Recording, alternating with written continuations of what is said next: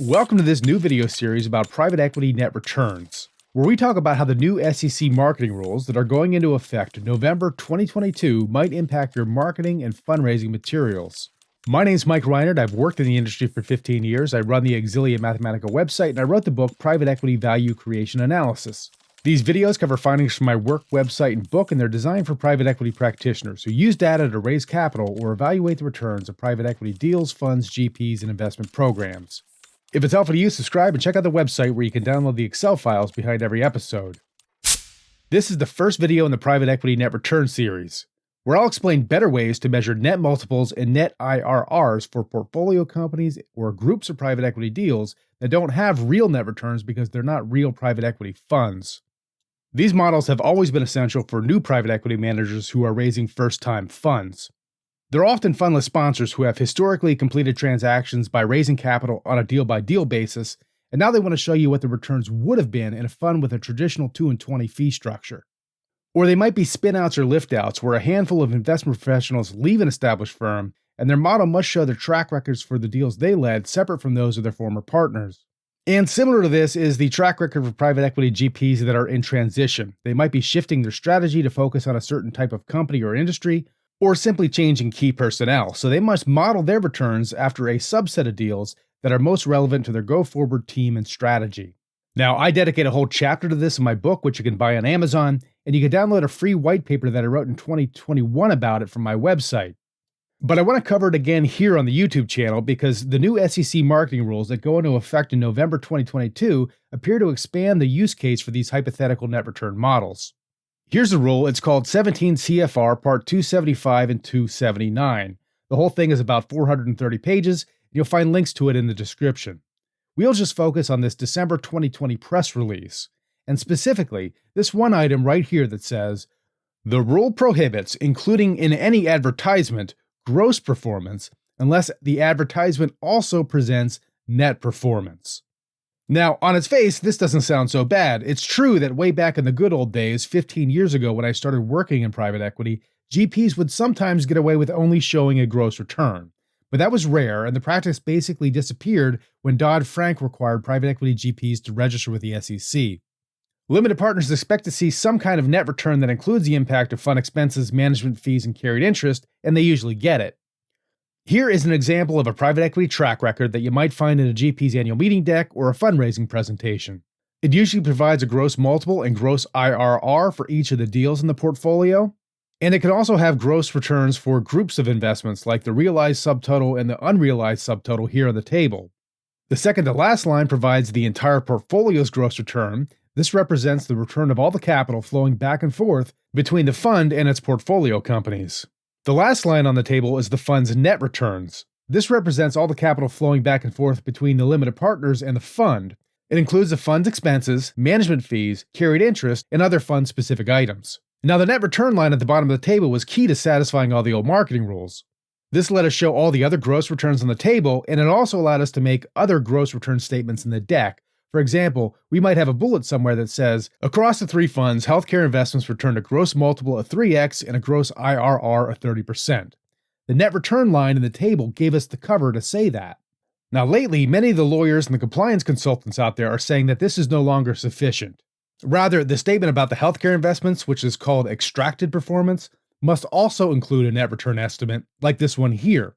Some suggest that we must provide a net multiple and net IRR for groups of investments like the realized and unrealized subtotals here, and some would even go as far to say that every deal on this page should also have a net multiple and a net IRR like this. Now the problem here is that all these estimated net returns are fake returns. They are hypothetical, model-driven estimates that no investor has ever achieved. Real net returns only exist for real funds, and these are not real funds. This is partly because investments within a fund are cross-collateralized, so losses on a deal like Bravo Co. impact the carried interest on a deal like Alpha Co. But it is also because funds have so many structural quirks that it is impossible to precisely track the flow of dollars from the limited partner to the fund to the portfolio companies and then back again. For example, take a look at this figure. Most people assume that bridging the gap between the LP dollars and the portfolio company dollars simply requires adjustments for management fees, fund expenses, and carried interest. But this is untrue for several reasons. First, when funds make investments, they don't always call capital. They often fund deals with a line of credit, or they might recycle capital from a recent exit. Or in the case of short-term bridge financings, they might simply use cash on the fund's balance sheet. Similarly, funds don't always distribute all the capital at exit because of recycling again, or because they hold back proceeds to pay for upcoming fees and expenses. Funds are often made up of different LPs who have slightly different terms. Some allow the use of the credit facility while others don't, or some choose to receive tax distributions while others don't. You have the fact that the GP is also an LP whose capital should be deducted from the net to LP returns, and also fee offsets, where transaction and monitoring fees on deals can reduce the fees paid by limited partners. Do analysts build all these factors into their hypothetical net return models? Absolutely not. Doing so would make them impossible to follow and very difficult to update. So in practice, all the factors except the management fees, fund expenses, and carried interest get ignored. So that's one of the problems and reasons why hypothetical net return models are fake returns. Another one is that analysts have a lot of flexibility in deciding when and where to deduct fees, expenses, and carry. Those decisions are often subjective and they can significantly influence the resulting net IRRs. For example, let's start with a set of gross cash flows like this one here.